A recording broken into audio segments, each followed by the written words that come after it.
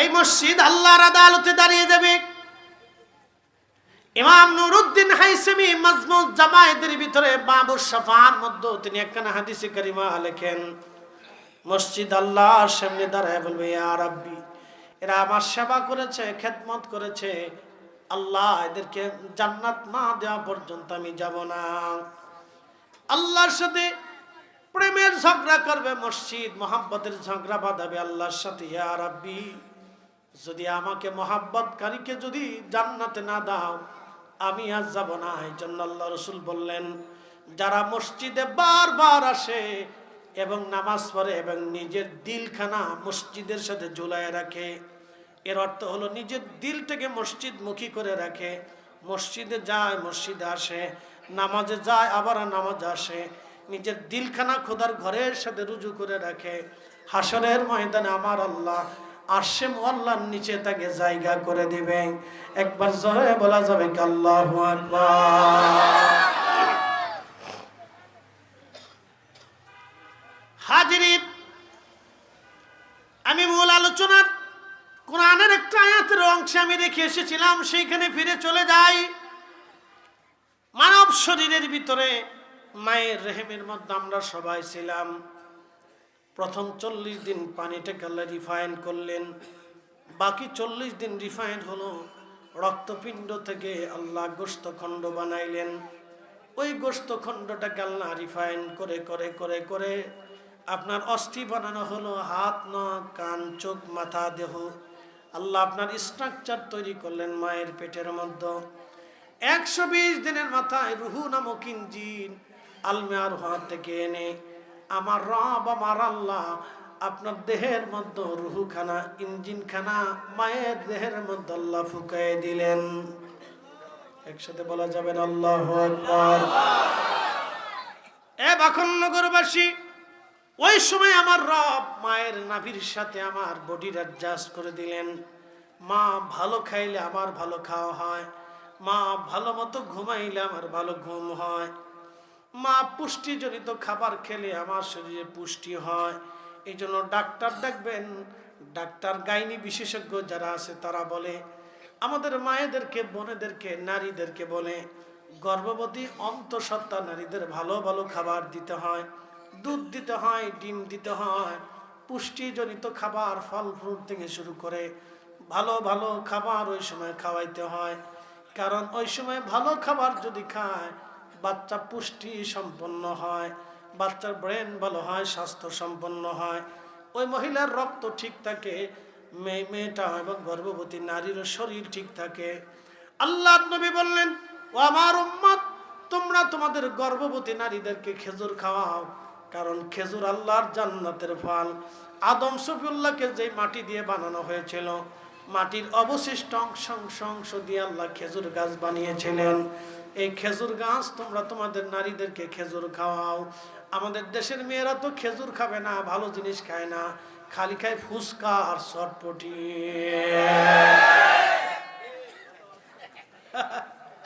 জায়গা মতো বাইরে দিছি, আমার আর ভোট দিবে না জীবনে। কে হুজুরে ভোট দিত? আমার ফুচকার উপরে হুজুরে নজর বাইরে দিছে। হাই হাই, ফুচকা আর চটপটি। দেখেন, আপনি চিন্তা করেন, আল্লাহ রসুল খেজুর খেতে বলছে। কি খাইতে বলছে? খেজুর। খেজুর বাচ্চাদেরকে খেজুর খাওয়াবে। আমাদের ছেলেরা তো খেজুর খায় না, ওরা খালি বিড়িটা নেই। এইবার ঠিক আসতে হয়ে গেছে, বুঝলাম না। ঠিক আসিস নে ওলা ভাই, খেজুর খাবেন, প্রতিনিয়ত খেজুর খাওয়া উচিত আমাদের। এটা পুষ্টি সম্পন্ন খাবার, খুব দারুণ খাবার। আল্লাহু আকবার। আল্লাহ রাসূল বলেন এটা বেহেশতের ফল। একসাথে বলবেন আল্লাহু আকবার। পৃথিবীতে সর্বপ্রথম গাছই হচ্ছে খেজুর গাছ। কি গাছ? আদম সফিউল্লাহকে বানানোর সময় আল্লাহ অবশিষ্ট মাটি দিয়ে খেজুর গাছ বানিয়েছেন। খেজুর গাছ, এই খেজুর ফলটা অত্যন্ত পুষ্টিকর। আপনি খাওয়ার সাথে সাথে পুরা শরীরে রন্ধে রন্ধে পুষ্টি ছড়িয়ে যায় 1 মিনিটের ভিতরে। এই জন্য সারাদিন রোজা রাখার পরে খেজুর দিয়ে ইফতার করলে আপনার শরীরের যে দুর্বলতা এই আসে, ওই খেজুরে আপনাকে একবারে করে দেয়, মিট করে দেয়। এটাকে একবারে দুর্বলতা কাটিয়ে দেয়। এই জন্য খেজুর খাবেন, খেজুর খাওয়া দরকার। সাবেক এক মন্ত্রী বলছিল খেজুর না খেয়ে বড়ই খান। পাগল পাগল, বুঝছে না বুঝছে না বুঝছে না বুঝছে না বুঝছে বুঝছে না যে কি জ্বালা আছে, বুঝছে না। প্রত্যেক মানুষ তার কৃতকর্মের ফল ভোগ করতে হয়, এটা সত্য, তাই না? সবকিছুর অতিরিক্ততা খুব খারাপ, কোনো ক্ষেত্রে না। আমাদের আসলে এগুলো করা ঠিক না। প্রত্যেক কিছুর অতিরিক্ত খারাপ, এটা ভালো না। এটা ভবিষ্যৎ অন্ধকার বয়ে নিয়ে আসে। পৃথিবীতে কেউ কোনো রাজা বাদশাহ অতিরিক্ত করে টিকতে পারে না, কেউ পারে না, সব অতিরিক্ত খারাপ। এই জন্য আপনাদেরকে বলবো, এখন হয়তো একটা পরিবেশে আসছে, যারা যে পর্যায়ে আছে কাউরে কষ্ট দিবেন না, দরকার নাই। হয়রানি করার, কষ্ট দেওয়ার এগুলো দরকার নাই। ফয়সালা আল্লাহ করে বাবাজি। কুলিল্লাহুম্মা মালিকাল মুলক, আল্লাহ বলছেন আমি মুলকের মালিক। তুতিল মুলকা মান তাশা ওয়া তানজিউল মুলকা মিম্মান তাশা। আমি ইচ্ছা করলে ক্ষমতা ছিনেই নেই, ইচ্ছা করলে আবার ক্ষমতা দিই। সাবেক রাষ্ট্রপ্রধান তিনি জানতেন না 1 ঘন্টা আগেও যে আমাকে দেশ ছেড়ে চলে যেতে হবে। ঠিক কথা, ঠিক কিনা? জানতেন না। এটাই আল্লাহর ফয়সালা, যে কোনো ভাবে সে চলে যাবে। চেঙ্গিস খানের মতো রাষ্ট্রপ্রধান টিকতে পারেনি, হালুকাকান ধ্বংস হয়ে গেছে, নমরুদ ফেরাউনরা ধ্বংস হয়ে গেছে, পৃথিবীর বড় বড় জালিমরা ধ্বংস হয়ে গেছে। যাই হোক, যে যে দল করেন যার যার দলের আদর্শ অনুযায়ী থাকবেন। ভিন্ন দলের ভিন্ন মতের মানুষকে কষ্ট না দিই, আমরা তাদেরকে সহনশীলতার মাধ্যমে আমরা মিলেমিশে থাকি, এটাই ভালো। হিন্দু ধর্ম হোক, আমাদের দেশে ইসকনরা চায় তারা হিন্দুদেরকে উগ্র বানাইয়া মুসলমান হিন্দু দ্বন্দ্ব বাঁধাইতে। আমরা তো এগুলি ছিল না, আমার জন্মের পর থেকে আমরা দেখিনি। আমি গত তারিখেও আমার বাজারের হিন্দুর দোকান থেকে মাল কিনে নিয়ে তারপরে জাকাত বাড়িতে আমার গ্রামে আমি সবসময় রমজান মাসে প্যাকেজ করে গরিবের বাড়িতে দিয়ে আসি, হিন্দুর দোকান থেকে কিনছি। গেলে আমার খুব সম্মান করে বসায় বসায়, দাদা আসবেন আপনি, আপনার যা লাগে আপনি ফোন করে বলবেন, আমরা পৌঁছাই দিব, অসুবিধা নেই। দেখেন, আমি একজন আলেম, আমি কি মুসলমানের দোকান নেই পারতাম না? আমি তো হিংসা করি নেই, আমি তো ভিন্ন চোখে দেখিনি। আমার বাচ্চাদেরকে প্রাইভেট পড়াইছে, দীর্ঘদিন এক হিন্দু মেয়ে মহিলা টিচার, সে আমার বাসায় আসছে, বাচ্চাদেরকে পড়াইছে। কোনোদিন তো আমি তাকে ভিন্ন চোখে দেখিনি, সেও আমার বাচ্চাদেরকে ভিন্ন চোখে কখনো দেখে নাই। এই যে উগ্রতা, ইসকন তারা চাচ্ছে উগ্র হিন্দুত্ববাদ তৈরি করে বুঝাইতে চায় আমরা প্রতিষ্ঠিত করব। আর ছাতা, এদেশে কত আউলি ক্রাম আসছেন, মোহাম্মদ ঘুরির উত্তরসূরি সুলতান মাহমুদ গজনবীর উত্তরসূরিরা তো এদেশ থেকে চলে যায় নাই, এখনো আছে। কথা কন না কেন, ঠিক কিনা?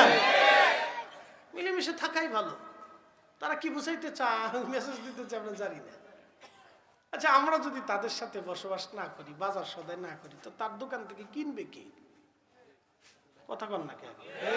তার দোকান থেকে কিনার কেউ আছে? নাই তো, কে কিনবে? দুর্গা পূজা হইলে হিন্দুর চাইতে আমরার ফুলাফানি তো বেশি যায়। যুবক ফুলাফান হাজারে হাজারে হাজারে হাজারে সারি সারিতে যে ঘুরতেছে, গুরগুর গুরগুর গুরগুর করে। ওরা কি লেগেছে ঘুরে, আল্লাহ জানার, ওরা জানে।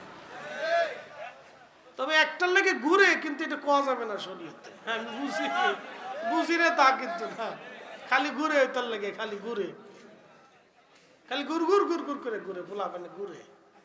মুসলমান কেন দুর্গা পূজায় যাবে? কি কথা কন না কেন? মুসলিম কেন দুর্গা পূজায় যাবে? মুসলিম কেন কালী পূজায় যাবে? কোন হিন্দু কি আমার মসজিদে নামাজে আসে? তো সে জানে মুসলিমদের মসজিদে আমার কোনো কাজ নাই। আমরা মুসলিমরাও জানি হিন্দুদের মন্দিরে আমার কোনো কাজ নাই। ওগার কাজ ওরা করুক, আমরার কাজ আমরা করি। কত ঠিক আছে না? তার তো শেষই করুন। প্রিয় উপস্থিতি, হাজিরিন, এই যে আল্লাহর একত্ববাদ, আল্লাহর একত্ববাদের জন্য কাইফা তাকফুরুনা বিল্লাহ, কি করে আল্লাহকে অস্বীকার করো? তোমরা মৃত ছিলে, নির্জীব ছিলে, আমি রব্বুল আলামিন তোমাদেরকে জীবন দিলাম। ফাআহইয়াকুম সুম্মা ইউমিতুকুম, এরপরে তোমাদেরকে আমি আবার মৃত্যু দিয়ে দেব। সুম্মা ইউহয়িকুম, তোমাদেরকে আবার আমি পুনরুত্থিত করব, আবার আমি আল্লাহর দরজায় উঠাবো। সুম্মা ইলাইহি তুরজাউন, তোমরা আমি আল্লাহর কাছে ফিরে আসবে, আমি রবের দরবারে তোমাদের হাজিরা দিতে হবে। আমরা আল্লাহর কাছে ফিরে যাব। এই বিশ্বাসের জন্য, ইমানের জন্য কত সাহাবীর জীবন চলে গেছে। হে যুবক বাখনগরবাসী, মনোযোগ দিয়ে যাবেন, শুধু আল্লাহর একত্ববাদ স্বীকার করার জন্য। হে নারী সমাজ, আপনারা শুনে যাবেন, হযরতে সুমাইয়া রাদিয়াল্লাহু আনহা, উনাকে মুশরিকরা ধরে নিয়ে চলে গেল, পত্তলিকরা ধরে নিয়ে গেল, আবু জাহেলের দলেরা ধরে নিয়ে চলে গেল। আবু জাহেলের লোকেরা ধরে নিয়ে যাওয়ার পরে হযরত সুমাইয়া রাদিয়াল্লাহু আনহার হাত পা গুলি তারা বেঁধে ফেলল। বর্ষা হাতে নিয়ে আবু জাহেল বলতেছে, সুমাইয়া, একটা কৃতদাসী হয়ে মুহাম্মদকে মেনে নিলাম, আল্লাহ মেনে নিলাম, যদি এই দিন তুমি না ছাড়ো, এই বিশ্বাস যদি তুমি না ছাড়ো, সুমাইয়া তোমার জীবন চলে যাবে। হযরত সুমাইয়া বলল, আবু জাহেল, যে কালেমা, যে সত্য আমি হৃদয়ে ধারণ করেছি, আবু জাহেল, জীবন চলে গেলেও এই ধর্ম আমি ছাড়তে পারবো না। আহা, পৈশাচিক ভাবে হযরতে সুমাইয়া রাদিয়াল্লাহু আনহার গুপ্তাঙ্গে আবু জাহেল বর্ষা মেরে মেরে খুচি খুচি নির্মম ভাবে তাকে হত্যা করা হলো। সুমাইয়ার আর্তচিৎকারে আকাশ পাতাল সেই দিন ভারী হয়েছিল। হযরত সুমাইয়া ইসলামের প্রথম শহীদ হয়েছিলেন তিনি, শুধু আল্লাহর একত্ববাদ এবং তার রাসূলকে মেনে নেওয়ার জন্য সুমাইয়া জীবন দিয়েছিলেন, কিন্তু ঈমান বিক্রি করে দেন নাই। শাহাদাতের পূর্ব সময় পর্যন্ত সুমাইয়া কেঁদে কেঁদে বলতেছিলেন, ইয়া রাব, যে ঈমান আমি গ্রহণ করেছি, এই ঈমান যেন আমার কলিজা থেকে বের হয়ে না যায়। রব্বানা লা তুজি কুলুবানা বা'দ ইয হাদাইতানা ওয়া হাব লানা মিন লাদুনকা রাহমাতান ইন্নাকা আনতাল ওয়াহ্হাব। আল্লাহ, হেদায়েত গ্রহণ করার পরে, ঈমান আসার পরে আপনি আমাদেরকে বেঈমান বানিয়ে দিয়েন না, বেঈমান বানিয়ে দিয়েন না আল্লাহ, বেঈমান বানিয়ে দিয়েন না। হযরত সুমাইয়া কেঁদে কেঁদে সেই দিন শহীদ হলো। তার চিৎকারে কারো মন গলে নাই, কেউ সাহায্যের জন্য আসে নাই। আহা, হযরত বেলালকে ধরে নিয়ে যাওয়া হলো। বেলালকে শুধু একদিন দুই দিন মারা হয় নাই, কালেমার জন্য বেশি ত্যাগ বেলাল স্বীকার করেছিলেন। যদি কেউ সৌদি আরবে মক্কা মদিনায় যেয়ে থাকেন, দেখবেন পাথুরি রাস্তা, প্রচন্ড গরম, 50 ডিগ্রি সেলসিয়াস, 45 ডিগ্রি সেলসিয়াস। এবছর আমি হজে ছিলাম, প্রচন্ড গরমে হাজার হাজার হাজি এই বছর মারা গিয়েছে। শুধু গরমের কারণে হাজি মারা গেল। আমার চোখের সামনে আরাফাতে একজন হাজি মারা গেল, ছটফট করে গরমে মারা গেল। বন্ধু, খুব মনোযোগ দিবেন, প্রচন্ড গরম, লু হাওয়া বেলালকে ধরে নিয়ে মরুভূমির মধ্যে বেঁধে বুকের মধ্যে পাথর চাপা দিয়ে বেলালকে রেখে আসা হতো। শুধু একটা আওয়াজ বেলালের কলিজা থেকে আসতো, আহাদ আহাদ আহাদ, আল্লাহ এক, আল্লাহ এক, আল্লাহ এক, কুল হুয়াল্লাহু আহাদ, আল্লাহ এক, আল্লাহ এক, আল্লাহ এক। শুধু একটা শব্দ বেলালের জবান থেকে আসতো, আহাদ আহাদ আহাদ, আল্লাহ এক, আল্লাহ এক, আল্লাহ এক।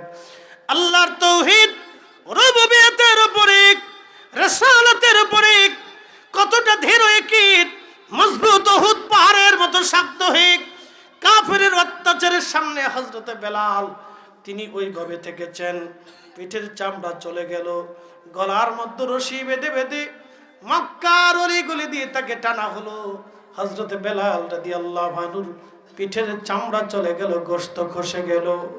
আহা, মেরে মেরে কোনোদিন ওষুধ দেওয়া হতো না, ওষুধ লাগানো হতো না।